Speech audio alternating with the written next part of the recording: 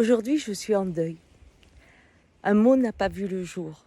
Une loi ne le nourrira pas, ne le portera pas, ne lui donnera pas vie. Le Sénat a refusé la proposition de loi de mettre des crimes d'écocide.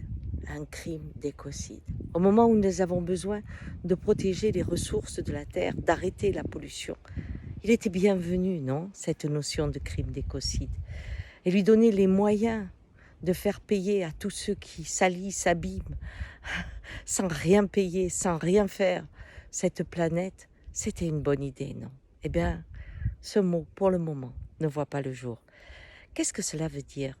Voyez-vous, quand à une époque on disait le devoir conjugal, eh bien cela permettait à beaucoup d'hommes de violer leurs femmes en toute impunité. Puis le regard a changé, on a commencé à dire non, ça c'est de la maltraitance. Et puis un jour on l'a qualifié viol. Viol a une loi.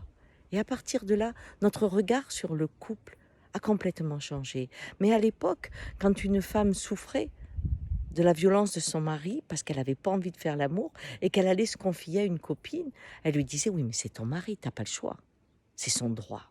Elle allait voir son médecin à qui elle disait « j'en peux plus, là je viens d'accoucher, il veut encore ». Elle disait « ah oui, mais vous n'avez pas le choix, c'est son droit ». Quand ce droit est devenu un crime, à ce moment-là, notre rapport de couple a changé. Et nous pouvons trouver ça dans beaucoup d'autres domaines. Notre réalité se modifie avec les mots et les lois qui les nourrissent. Alors aujourd'hui, je suis en deuil. Ce mot tant nécessaire pour que le monde change n'a pas pu naître.